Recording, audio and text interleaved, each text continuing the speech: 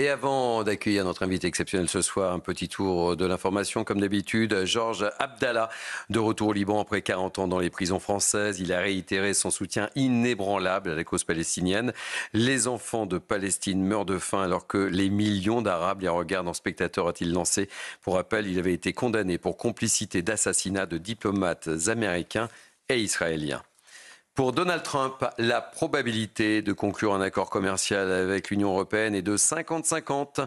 La date butoir du 1er août arrive à grands pas. Les États-Unis menacent de taxes douanières de 30%. Nous travaillons de manière très assidue avec l'Europe, a-t-il déclaré. De son côté, l'Union européenne accélère les tentatives de négociation et a affirmé ces derniers jours qu'un accord était à portée de main. Enfin, on va terminer avec la Thaïlande. La Thaïlande prévient le Cambodge d'un risque de guerre dans un contexte de violents affrontements entre les deux pays. Une annonce juste avant une réunion d'urgence du Conseil de sécurité de l'ONU. Plus de 140 000 Thaïlandais ont été déplacés alors que la situation à la frontière dégénère. Un niveau de violence jamais vu depuis 2011.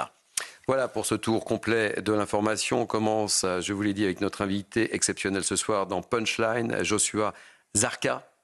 Bonsoir, monsieur l'ambassadeur. Vous êtes ambassadeur d'Israël en France.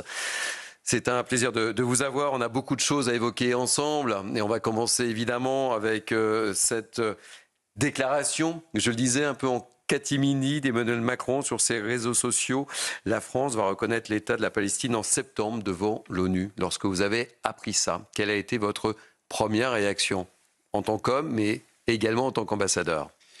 Vous savez, c'est quelque chose dont on parlait pendant assez longtemps du concept, mais j'étais surpris. Je vous dis la vérité, ma fille m'a posé la question « Comment as-tu ressenti ?» J'étais déçu. Un sentiment que peut-être je n'avais pas bien réussi à expliquer l'importance de ne pas faire de ne pas prendre cette décision, le fait que je n'avais pas peut-être réussi à expliquer à quel point ce serait destructif pour la paix au Moyen-Orient, pour la stabilité du Moyen-Orient, pour nos relations bilatérales, pour les Palestiniens eux-mêmes. Parce que vous savez, ce qui se passe, c'est que le Hamas a été le premier à applaudir le président Macron. Oui, on va y revenir, évidemment. Et donc, ça veut dire que le Hamas est content de cela. Alors, le jour où le Hamas refuse pour la 4e fois une offre de cessez-le-feu, qui en fin de compte mènerait à la paix, à la stabilité, et à la libération du peuple palestinien de Gaza, ce jour-là, le président choisit d'annoncer la reconnaissance de l'État palestinien et donc de donner au Hamas un espèce de souffle de derrière en lui disant « ça va, ne vous inquiétez pas, continuez le combat ». J'étais déçu, j'étais triste, j'étais choqué et malheureusement, c'est là. Vous êtes ambassadeur, donc les mots sont choisis et c'est inhérent à votre profession, mais c'est quoi le mot qui résume le mieux votre état d'esprit, vraiment, sincèrement? Déçu. Déçu. Déçu. Et un sens peut-être que je n'ai pas réussi à faire ce que j'avais à faire, et c'était vraiment de convaincre l'administration française qu'un tel pas serait désastreux pour tout. Pour la région, pour les Palestiniens, pour nos relations bilatérales, pour le statut de la France au Moyen-Orient et notre capacité de travailler ensemble. Donc oui. Indiscutablement, même si vous êtes à demi surpris de cette décision d'Emmanuel Macron. Oui. Est-ce que vous avez eu des signes d'alerte? Oui, bien sûr. Est-ce que vous avez eu une communication qui... Oui. Je vous laisse, vous n'êtes pas obligé de me répondre. Non, mais est-ce que vous avez, sans rentrer dans les détails, mais ça a été une demi-découverte? Non, ça fait longtemps qu'on en parle. Mais j'espérais avoir réussi à quand même expliquer à quel point, si on voulait vraiment œuvrer pour la paix, ce n'était pas la chose à faire. Ce n'était pas la chose à faire. Si on voulait vraiment œuvrer pour la paix, il y a certaines choses à faire. Et par exemple, faire en sorte qu'il y ait un changement d'atmosphère au Moyen-Orient entre nous et les Palestiniens. La réforme dont on parle souvent, la réforme de l'autorité palestinienne, la fin du joug du Hamas sur la population palestinienne de Gaza. Il y a énormément de choses à faire. Faire pression sur Israël et reconnaître l'État palestinien quand ça ne sert à rien. Franchement, c'est ne même pas reconnaître, c'est annoncer que dans 2 mois, il y aura une reconnaissance. À quoi ça sert? Et franchement, je ne comprends pas, moi qui suis diplomate depuis 35 ans, et qui a fait énormément, justement, aussi énormément de choses dans le cadre de faire avancer la paix au Moyen-Orient et des discussions avec les pays arabes. Chaque décision, chaque annonce, chaque déclaration est réfléchie, a un but, faire avancer quelque chose. Et là, annoncer que dans 2 mois, il y aurait la reconnaissance de l'État palestinien le jour où le Hamas décide de rejeter une offre de cessez-le-feu, encore une fois, je ne réussis pas à trouver la logique dans cela. Vous dites indiscutablement avec cette annonce, même si cette solution à 2 États n'est pas une surprise, évidemment, on l'a évoqué, indiscutablement, Emmanuel Macron a choisi son camp et met la pression sur votre pays.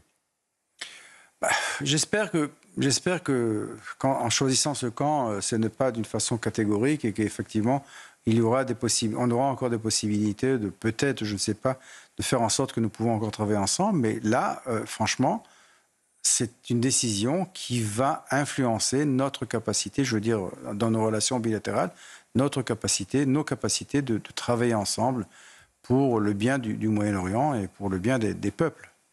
Vous l'avez souvent dit, ce n'est pas la première fois qu'on vous invite sur CNews et sur Europe 1, mais il est nécessaire, et j'aimerais bien que vous nous expliquiez très concrètement, vu la situation dans laquelle nous nous trouvons plongés aujourd'hui avec cette déclaration, il faut construire une atmosphère de paix. Ouais. Ça veut dire quoi, construire une atmosphère de paix, monsieur l'ambassadeur? Vous savez, je ne sais pas si vous voyez, mais des fois, il y a des vidéos qui sont filmées dans les rues de Ramallah ou dans les rues de Naplouse, etc., où on pose des questions aux Palestiniens. Est-ce que, si la guerre serait terminée, est-ce que vous pouvez vivre en paix avec les Israéliens? Et toujours, 99% des cas, ils disent non, Israël doit disparaître.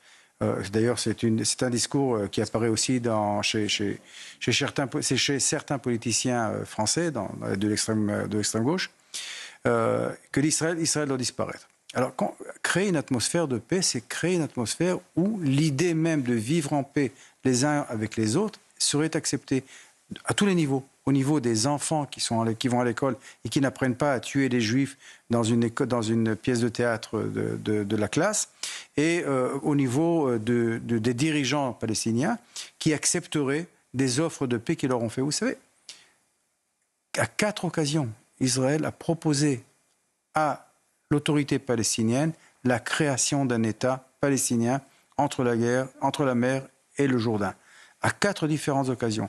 Et ces 4 différentes occasions, ça allait entre 97,5% et 99% des territoires de 67, avec le contrôle palestinien des frontières, avec une armée palestinienne qui serait armée par Israël, et d'ailleurs que nous avions commencé à le faire, avec un État qui aurait toute capacité, et à chaque fois, les Palestiniens ont rejeté cela.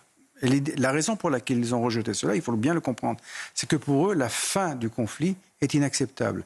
Ils veulent être capables d'avoir leur État pour continuer le conflit et pour gérer le conflit avec Israël, pas pour avoir la paix. Et ça, c'est quelque chose de fondamental qu'il faut changer.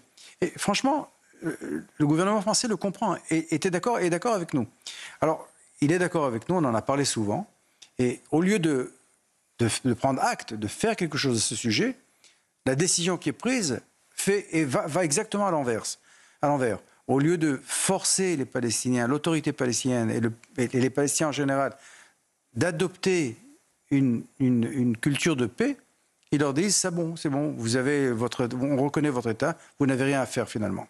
Alors, pourquoi je vous pose cette question, monsieur l'ambassadeur? Parce que je sais que ça fait partie de votre philosophie de créer cette atmosphère de paix et c'était essentiel et important à vos yeux. Pourquoi je vous pose cette question? Parce que, encore une fois, encore aujourd'hui, certaines ONG ont pris position et vous voyez où je veux en venir et vous attaquent justement sur la situation sur la bande de Gaza. Qu'est-ce que vous leur répondez en fait? Vous savez, ce qui s'est passé en 2024, c'est que le Hamas a réussi à s'enrichir en recevant l'assistance humanitaire qu'il devait distribuer aux Palestiniens. Et au lieu de la distribuer aux Palestiniens, il a vendu aux Palestiniens de Gaza, aux Gazaouis. Et donc, il a pris en otage la population de Gaza. Il leur a vendu à prix cher l'assistance humanitaire. Ceux qui avaient suffisamment d'argent avaient suffisamment à manger. Ceux qui n'avaient pas suffisamment d'argent n'avaient pas à manger. Ce que nous avons essayé de faire, ce que nous continuons d'essayer de faire, c'est de distribuer l'assistance humanitaire directement à la population palestinienne. Que ce soit par le biais de cette organisation GHF ou par la distribution directe par les ONG qui se ferait sans passer par le Hamas. Est-ce que c'est parfait? Non, ce n'est pas parfait. Est-ce que nous pourrions nous améliorer? Oui, nous pouvons nous améliorer. Nous essayons toujours de nous améliorer. Mais le fait est que le Hamas a de gros problèmes financiers, ne peut plus payer les salaires de ces combattants, de ces terroristes, et donc a créé cette campagne très bien orchestrée, financée par des pays comme le Qatar et la Turquie, a créé cette campagne qui a été adoptée, malheureusement, par certaines ONG, et qui dit qu'Israël militarise l'assistance humanitaire. Au lieu de voir les choses comme elles sont, que nous essayons justement de distribuer l'assistance humanitaire directement au peuple palestinien.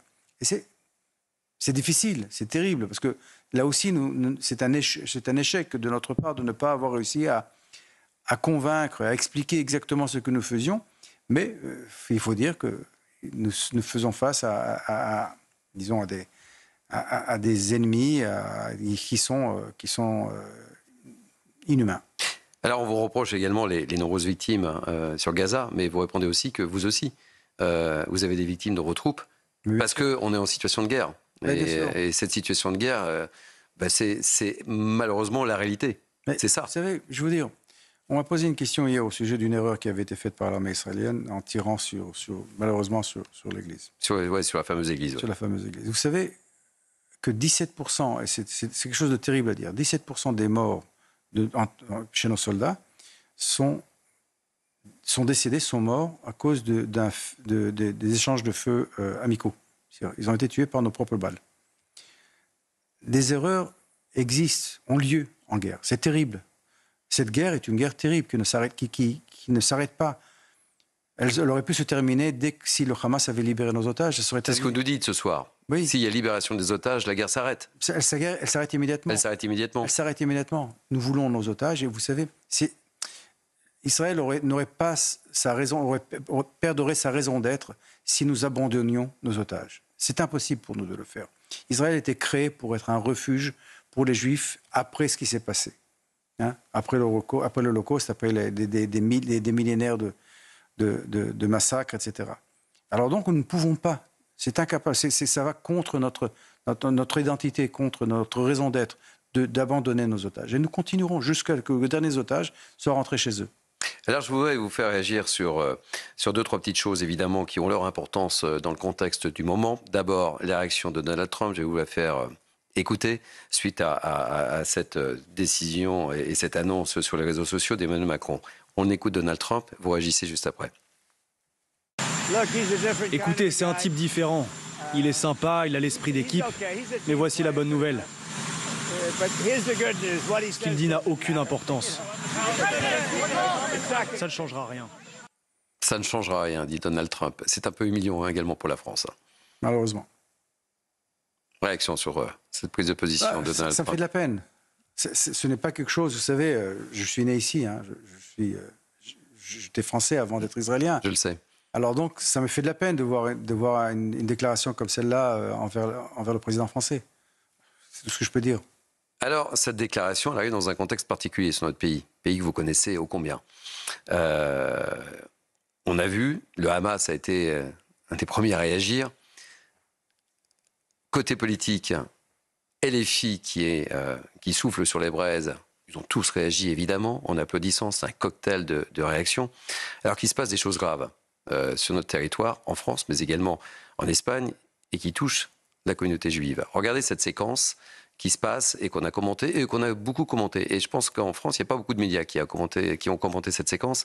C'est cette colonie d'enfants juifs français et cette séquence forte où on voit la monitrice de 21 ans clouée au sol comme si elle avait commis un crime. Regardez cette séquence et j'aimerais que vous réagissiez. One moment. Voilà. Vous voyez cette séquence? Que vous inspire cette séquence? Nous sommes en 2025, nous sommes en Espagne. Et là, et je le dis pour nos auditeurs d'Europe 1, on voit cette monitrice menottée, allongée par la Guardia espagnole comme si elle avait commis un crime. Monsieur l'ambassadeur, cette image est choquante. C'est plus que choquant. C'est terrible, c'est terrible. Il y a une explosion de l'antisémitisme, comme si que tout était permis. Tout est permis. Il y a cela, on voit ça tous les jours sur les réseaux. Parler de sales juifs, attaquer. C'est des enfants, c'est simplement ils ont prié en hébreu. Un enfant a prié en hébreu, des autres lui ont répondu. Ils ont peut-être fait un peu de bruit dans l'avion, mais ça s'est calmé immédiatement. Et là, ils ont été traités comme je ne sais pas quoi. C'est terrible. Et c'est terrible. Et franchement, j'espère et je suis sûr que la République saura prononcer une condamnation claire justement contre le traitement que ces enfants ont dû souffrir. Et ce qui est terrible, c'est que la compagnie espagnole Vueling persiste et signe dans un nouveau communiqué cet après-midi en disant qu'évidemment, il s'est passé des choses semble-t-il graves, puisqu'ils ont été amenés à prendre cette décision. Autre séquence, ça s'est passé à Nice, en marge d'une manifestation pro-Palestine. Écoutez. Non, non, non, non, non, mais tu es une merde. Tu es une merde, t'es juif. Casse-toi. Va te faire enculer, vas-y. Cours, PD, sale juif, sale race. Voilà, et je le dis pour nos auditeurs d'Europe 1 qui n'ont pas l'image, c'est une manifestation qui s'est déroulée à Nice, où il y a effectivement des insultes en marge, où on a très bien entendu « sale juif, casse-toi ». Entre autres. Entre autres. C'est les années 30 du dernier siècle. L'antisémitisme, vous savez, entre la Deuxième Guerre mondiale et le 7 octobre, il était honteux d'être antisémite. En Europe, en tout cas. C'était encore honteux d'être antisémite. Maintenant, tout est permis. Tout est permis. Vous savez, même des élus français se permettent des choses qui sont impensables. Impensables. Qui, il y a 2 ans, étaient totalement impensables. C'est comme si que la honte avait disparu. Et qu'il était permis, non seulement permis, c'était la chasse ouverte contre les Juifs. Que ce soit en Espagne, que ce soit à Nice, que ce soit à Paris, que ce soit dans d'autres endroits. La France a des mécanismes pour combattre cet antisémitisme. Et le peuple français n'est pas un peuple antisémite. Le peuple français est un peuple qui, en grande partie, veut voit en sa population juive une partie intégrante de la population. Mais il y a des groupes, des groupuscules et des groupes aussi politiques qui instrumentalisent de la façon la plus cynique le conflit israélo-palestinien afin de... Sans les nommer, vous citez la France Insoumise. Je ne les nommerai pas puisque je ne suis pas un acteur politique français, mais on a compris. Et donc, de la façon la plus cynique afin d'espérer d'augmenter un peu leurs résultats dans les urnes. Autre image, parfois ça se bouscule dans le calendrier, c'est cette image de Georges Abdallah de retour au Liban après 40 ans d'emprisonnement chez nous en France et qu'a fait, et on le voit sur ces images, je le dis également pour nos éditeurs d'Europe 1, acclamé comme un véritable héros. Et qu'a-t-il fait, qu'a-t-il dit en arrivant au Liban? Il a réitéré son soutien inébranlable à la cause palestinienne. C'est vrai, hein. Franchement, la cause palestinienne, qui soutient la cause palestinienne? C'est nous qui la soutenons, la cause palestinienne. C'est nous qui avons fait aux Palestiniens, à 4 différentes occasions, la création d'un État. C'est nous qui essayons justement de faire rentrer l'assistance humanitaire sans que les Palestiniens aient à payer pour cela. C'est nous qui essayons de faire en sorte que nos voisins palestiniens... C'est à nous de vivre avec eux. C'est pas ça, M. Abdallah, qui vient du Liban. C'est pas aux Français, malheureusement, heureusement d'ailleurs, ce n'est pas à la population française. C'est à nous de vivre en paix avec nos voisins palestiniens. Et c'est nous qui voulons faire en sorte qu'ils prospèrent, qu'ils soient heureux.